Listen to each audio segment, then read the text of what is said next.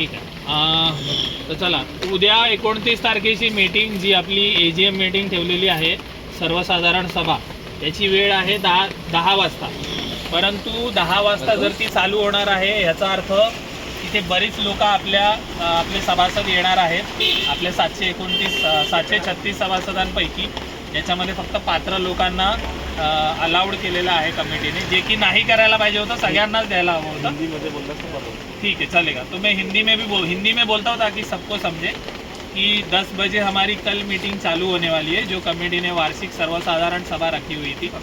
तो उसके बाद हम लोग पहले तो सबसे पहले ये मुद्दा कि कमेटी ने सारे लोगों को यहाँ पे आने के लिए परमिशन देना चाहिए था, ताकि हर कोई सवाल पूछ सके, क्योंकि ये बिल्डर की, ये SRA की मीटिंग नहीं है, ये कमेटी की मीटिंग है, जो सर्वसाधारण सभा होती है, जिसमें सारे सभासद आ सकते हैं. परंतु ये आप यहाँ से ही इनकी मंशा जान सकते हो कि ये लोग अपात्र खरीदी बिक्री और जिनके नाम पे रूम नहीं है, उनको अभी से ही ये लोग दूर करना चाहते हैं.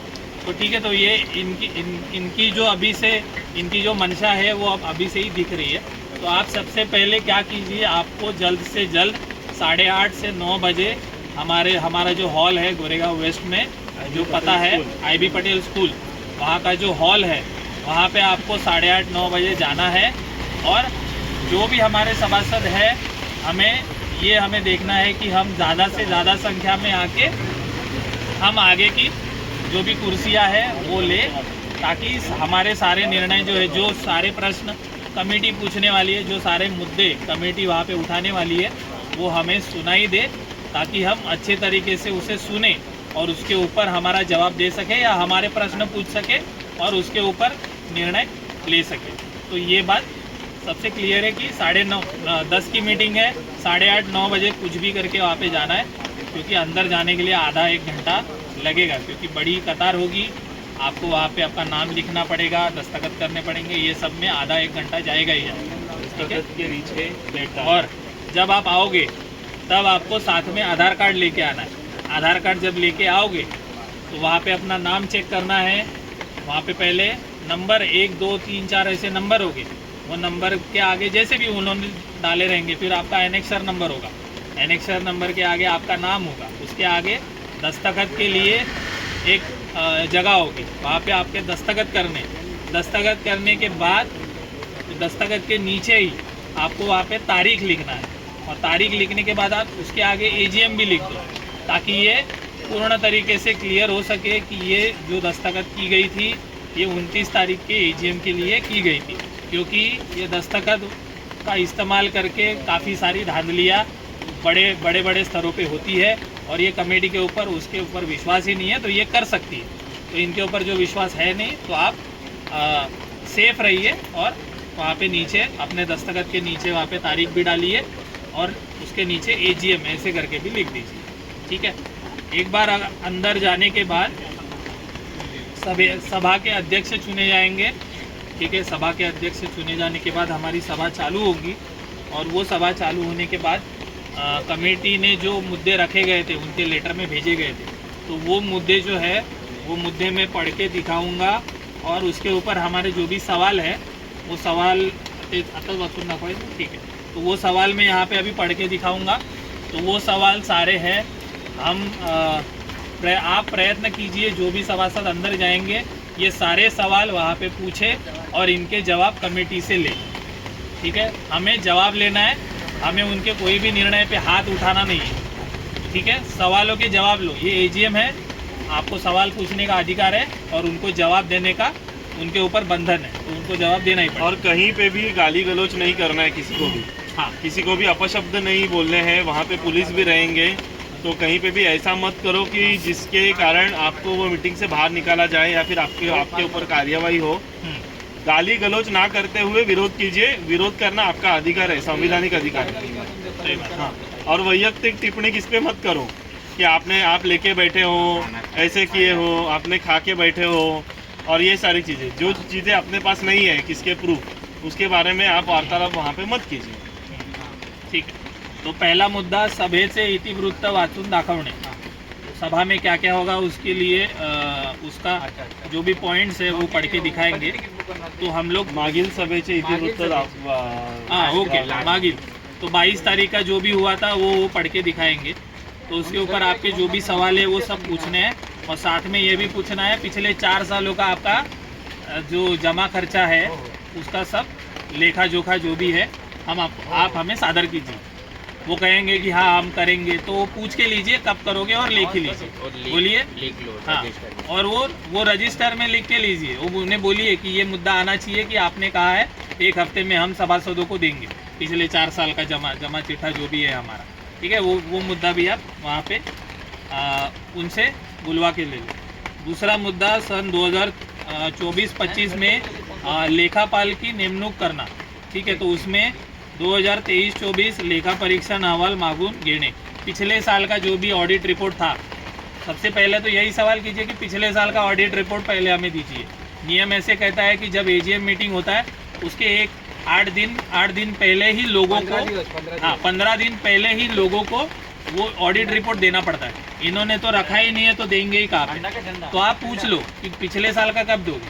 ठीक है, तो जवाब तो होगा नहीं, पर देखिए आप क्या जवाब। नहीं, वो मीटिंग में जाना पड़ता है, पहला पढ़ने से अपना भी रिपोर्ट भी किसी को देना है, आपने लिख के दिया है ना उनको। हाँ देखिए, तो उधर प्रूफ देना पड़ेगा, प्रूफ देना पड़ेगा। जो भी हम लोग से मांगा है, हमने लेटर में मांगा है, वो उनको देना भी तो पड़ेगा। ठीक है, लेखापालची माहिती मागून में जो भी ऑडिटर है तुम्हारे ऑडिट करने के लिए, अभी आए साल का ऑडिट करने के लिए जो भी सीए आने वाला है, जो भी ऑडिटर है उसकी हमें जानकारी दे। उसके कंपनी का नाम क्या है, क्या करता है, कितना ऑडिट किया हुआ है, क्या है, वो सब हमें जानकारी दे। लेखापालचे मागील 4 वर्षाची नियुक्ती कोणकोणत्या वर्षात सर्वसाधारण सभेमध्ये झाली त्याची माहिती देणे। ठीक है, 4 सालों में कौन कौन से साल में लेखापाल के लिए आपने कहा था लोगों को, तो पिछले 4 सालों में तो कहा नहीं था, ये पहला ही साल है। ठीक है, मागील 4 वर्षाचा लेखापाल परीक्षण अहवाल का मिळाला नाही याबाबत विचार करणे। पिछले 4 साल में क्यों नहीं दिया, ये भी पूछ लो सवाल। ठीक है, सभेच्या 21 दिवस आधी लेखा परीक्षण अहवाल 2023-24 वर्षाचा देणे बंधनकारक असताना न दिल्याबद्दल त्याबाबतचे कारण विचारणे। अभी जो मैंने कहा 15 दिन पहले ही देना पड़ता है, वो क्यों नहीं दिया, वो सवाल पूछ। सदरील सभेचा खर्च कुठून केला याबाबत विचारणे। ये जो आपने मीटिंग रखी है एजीएम जो स्कूल के हॉल में रखी है, इसका खर्चा कहाँ से आया, इसका हमें जानकारी दीजिए। बरोबर है, हमने जो मीटिंग रखी उसका खर्चा कहाँ से आया आप सभी को मालूम है। तो अभी जो कमेटी ने मीटिंग रखी है उसका खर्चा कहाँ से आ रहा है उसकी हमें जानकारी दीजिए। त्रिमूर्ती सोसायटीच्या नावाने बँक खाते कोणकोणत्या बँकेत आहे याचे तपशील देणे। त्रिमूर्ति सोसाइटी का अकाउंट कौन कौन से बैंक में है उसकी सारी हमें डिटेल चाहिए। सही बात है, क्योंकि सोसाइटी हमारी है, यहाँ पे आने वाला पैसा सभासदों का है। सही बात है, कुछ भी खर्चा हो रहा है जानने का हक हमारा है, तो वो मांग के लीजिए। कमिटीने नेमलेल्या मी काय बोलते की आम्ही सार्वजनिक नाही करू शकत। हां, तर सांगायचं मग ऑडिट रिपोर्ट द्या, ऑडिट रिपोर्टमध्ये असते बँक असते, हो हो हो, आणि त्याचा अकाउंट नंबर पण असतो, बरोबर आहे, ते सांगायचं त्याला, मग ऑडिट रिपोर्ट द्या आम्हाला। ठीक है। कमिटीने नेमलेल्या वकिलाचे नाव इकडे जाहीर करावे। कमिटी कहती है हमारे वकील है, तो तुम्हारे कौन वकील है उनका नाम यहाँ पे जाहिर करो। त्यांची नियुक्ती कधी केली और कब उसे नियुक्त किया उसकी जानकारी दो। उसको नियुक्त करते टाइम कमेटी खुद एक मीटिंग लेके उसको ऑफिशियल लेटर भेजती है कि हम आपको नियुक्त करने वाले हैं। एसआरए ने भी मांगा था कि आपने नियुक्त किया उसका लेटर दो, वकालतनामा। तो वो वकालतनामा किधर है, आपने नियुक्त किया आपके वकील को आपके सोसाइटी के लिए, वो भी दो हमें। एसआरए ने मांगा था, बोलो एसआरए ने मांगा था, उधर तो आपने दिया नहीं, इधर दो। ठीक है, उसके बाद और वकील का पैसा भी कहाँ से आया।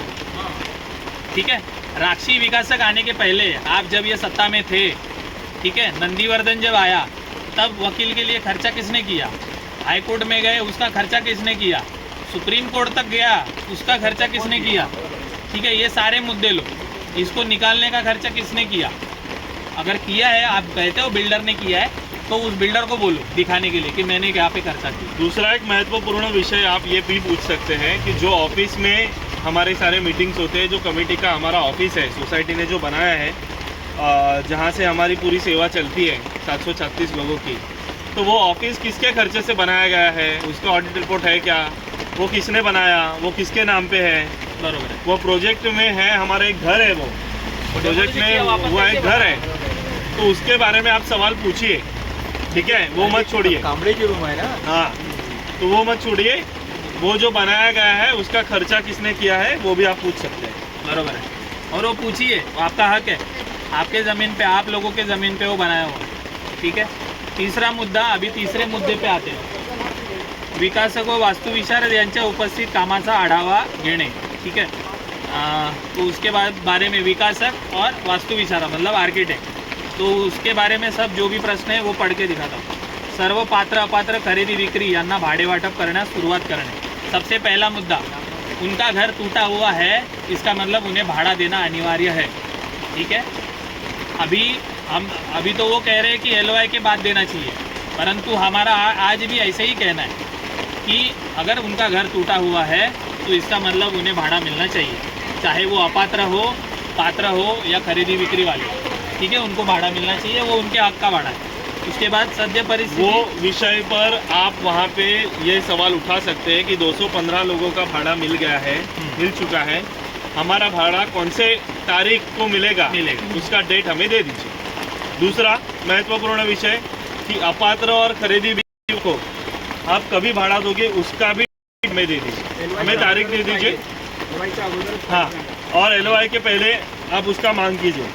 LOI के पहले, LOI के बाद नहीं, उससे पहले। घर तो टूट गए ना। हाँ, वर्षांनी जर 72,000 भाडं दिलं, 110 की 215 लोकांना दिलं, बाकी लोक राहिली, त्यासाठी जो काही नाही केला ह्याची जिम्मेदारी कोणी घेणार? बरोबर आहे, कारण त्या लोकांची लोक काय आमच्या घरची नव्हती. ऐका, विचारू लक्षात ठेवा शकता, मुद्दा. हो.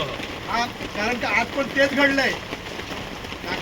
पर आज आपण नियुक्ती केला तर आलाय 210 लोकांनाच भाडं दिलं आहे आणि त्याच्या आधी त्याच्यासाठी मान्यता मागते कमिटी, सरळ लिहून दिलेल्या लोकांना, सभासदांना, की बाबा हा प्लॉट मान्यता देणार बिल्डरसाठी, ह्याला हे काम करण्यासाठी मान्यता देणार.